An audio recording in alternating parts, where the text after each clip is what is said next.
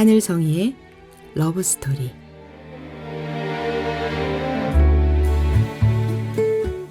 안녕하세요. 말씀과 찬양으로 사랑을 이야기하는 시간, 하늘성이의 러브스토리입니다. 저는 찬양하는 사람 하늘성이입니다. 이 묵상은 복음충신교회 조용호 목사님의 매일 성경 말씀 묵상을 바탕으로 저의 묵상을 함께 나누고 있습니다.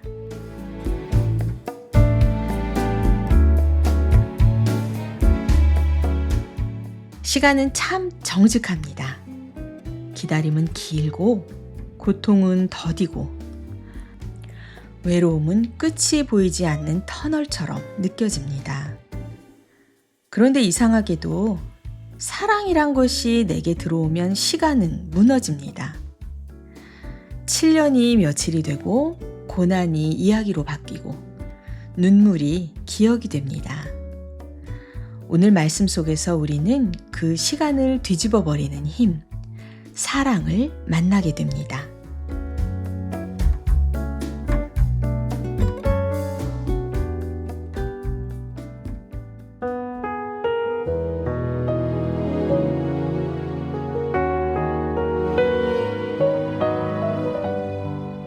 오늘은 창세기 29장 1절부터 20절 말씀. 사랑하기 때문에 7년을 며칠같이 느꼈다.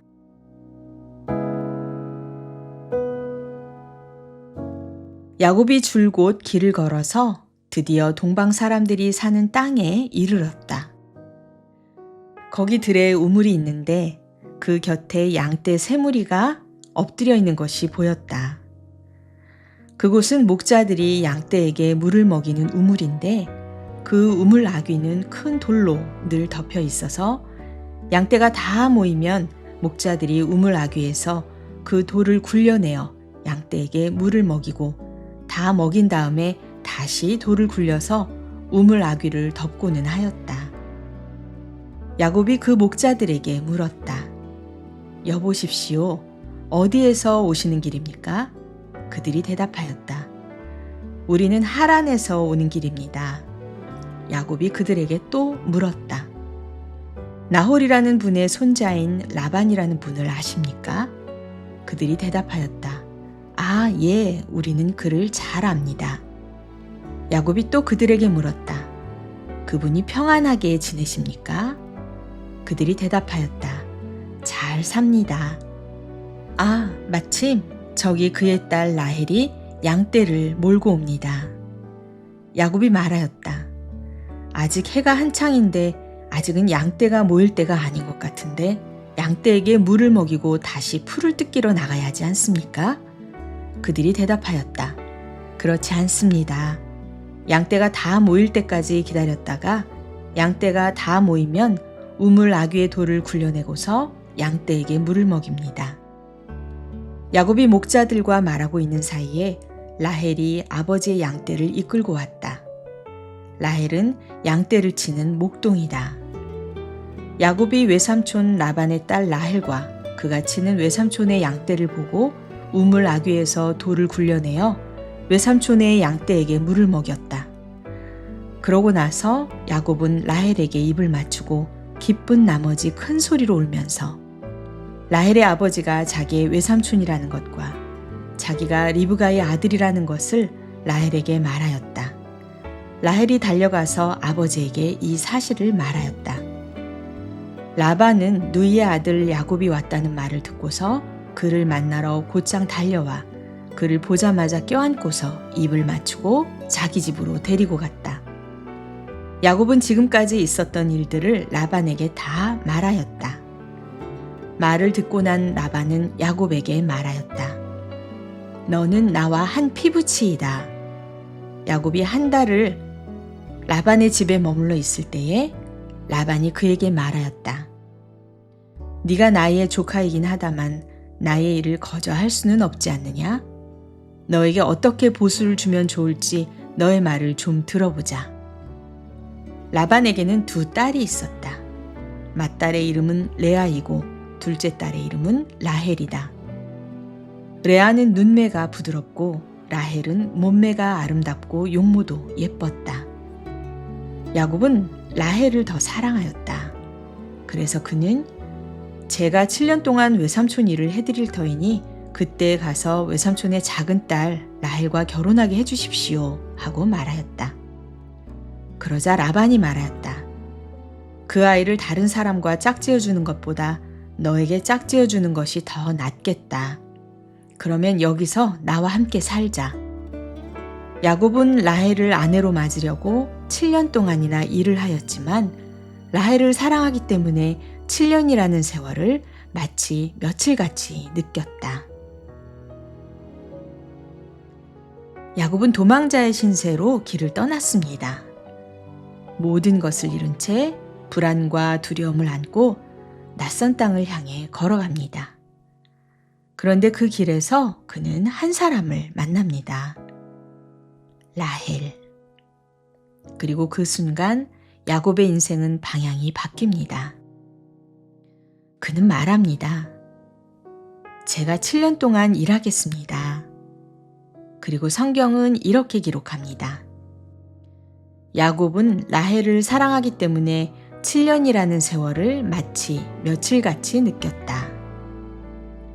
이 장면은 조용하지만 강력합니다. 계산적이고 치밀했던 야곱, 자기 이익을 위해 움직이던 사람이 완전히 다른 사람이 됩니다. 왜일까요? 사랑 때문입니다. 사랑은 시간을 재단하지 않습니다. 그리고 손해를 계산하지도 않습니다. 사랑은 기다림을 고통으로 느끼지 않습니다. 그래서 7년이 며칠이 됩니다. 그런데 더 깊이 들어가면 이 장면은 단순한 인간의 사랑 이야기가 아닙니다. 이것은 하나님의 사랑을 비추는 거울입니다. 우리는 묻게 됩니다. 예수님은 어떻게 십자가를 향해 가셨을까? 그 길은 모욕과 고통, 버림과 죽음의 길이었습니다. 그런데도 성경은 그 길을 영광이라고 말합니다. 왜일까요? 바로 사랑 때문입니다. 하나님의 사랑은 고통을 무의미하게 만들지 않습니다. 고통을 영광으로 바꿔주십니다. 야곱이 7년을 며칠처럼 느꼈다면 예수님은 십자가를 사랑으로 통과하신 것입니다. 그리고 이 사랑은 지금도 우리에게 동일하게 흐르고 있습니다. 우리 안에서 우리가 느끼는 사랑은 조건이 있습니다. 하지만 하나님의 사랑은 조건이 없습니다. 우리가 잘할 때만이 아니라 우리가 무너질 때도, 우리가 어둠 속에 있을 때도 그 사랑은 멈추지 않습니다. 우리는 자주 생각합니다. 나는 이 정도 사랑받을 자격이 있을까? 그러나 하나님은 자격을 보고 사랑하지 않으십니다. 사랑하시기 때문에 우리를 붙드시고 사랑하시기 때문에 끝까지 인도하십니다. 사랑하시기 때문에 사랑하시는 것입니다. 야곱은 자신이 기다리는 그 7년이 하나님의 더 큰 이야기 속에 있다는 것을 몰랐을 것입니다. 이와 마찬가지로 우리도 모릅니다. 지금의 기다림이, 지금의 눈물이, 지금의 시간들이 하나님의 사랑 안에서 어떤 의미로 빚어지고 있는지를 우리는 모릅니다. 그래서 오늘 우리는 우리에게서 이런 고백이 나오길 바랍니다. 주님, 제가 이해하지 못해도, 제가 다 알지 못해도 당신이 나를 사랑하신다는 것, 그것 하나로 충분하길 원합니다. 이 시간 함께 나눌 찬양은 우윤종의 주 나의 평안입니다. 지쳐버린 하루, 무너진 마음, 외로움 속에서도 여전히 우리 곁에 계시는 하나님의 사랑을 노래합니다.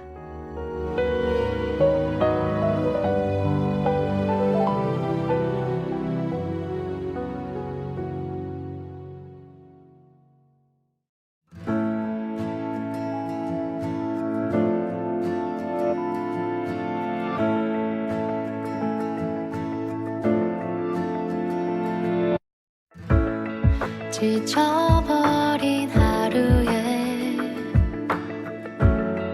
나의 맘이 멈춰버린 걸까. 눈물이 흐르고 외로움이 커져 혼자라고 느껴질 때 여전히 하나님은 나의 가장 가까운 곳에서 날 사랑한다고 함께할 거라고 나를 이끄시네. 시간이 흘러 모든 게 희미해져간다 해도 주님은 나를 보며 나의 기도를 기억하시네. 다시 이어진 내 꿈의 조각들이 주를 향해 크게 소리쳐 외치네. 주 사랑이 나를 비추고 그가 주신 평안 내게 가득해.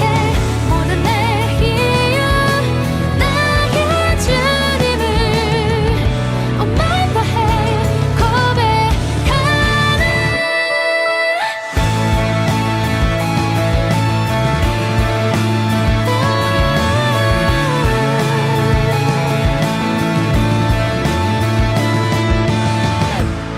슬픔이 다 번지고 길을 잃은 나의 마음 위로 주님의 평화가 주님의 사랑이 나를 지키시네. 때론 바람이 우리를 흔들리게 한다 해도 주님은 포기 않고 나의 내일을 이끄시네. 다시 채워진 내 삶의 소망들이 주를 향해 크게 소리쳐 외치네. 주 사랑이 나를 비추고 그가 주신 평안 내게 가득해. 모든 내 이유 나의 주님을 엄마 다해 고백하네. 주의 아름다운 빛으로 삶의 조각들을 맞추어 갈 때 나는 외치네. 나의 주님을 엄마 다해 찬양하네. 주 사랑이 나를 비추고 그가 주신 평안 내게 가득해. 모든 내 이유 나의 주님을 엄마 다해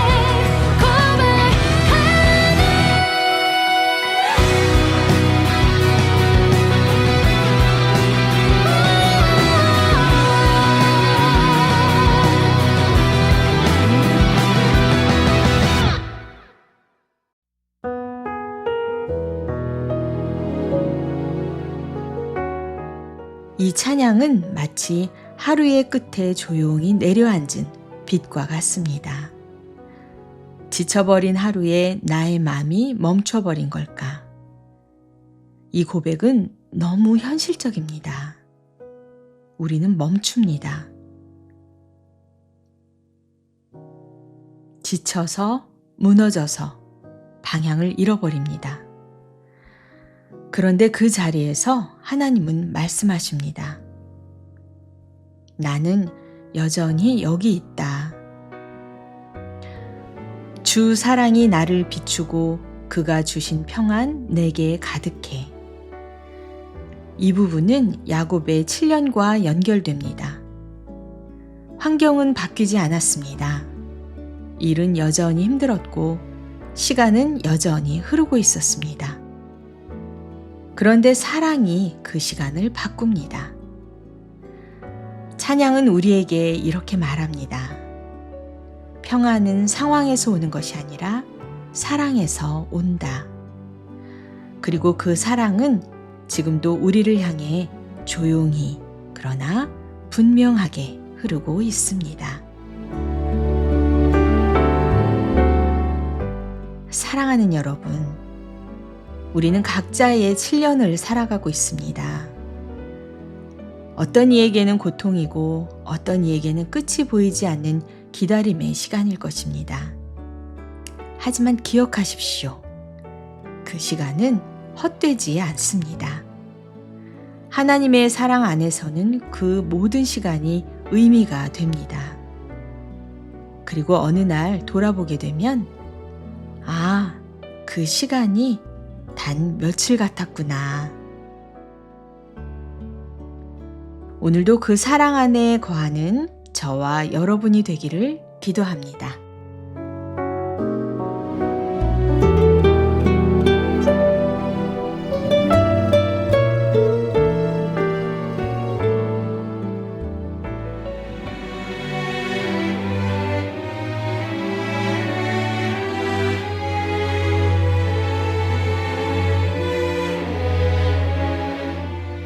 지금까지 저는 하늘성이었습니다.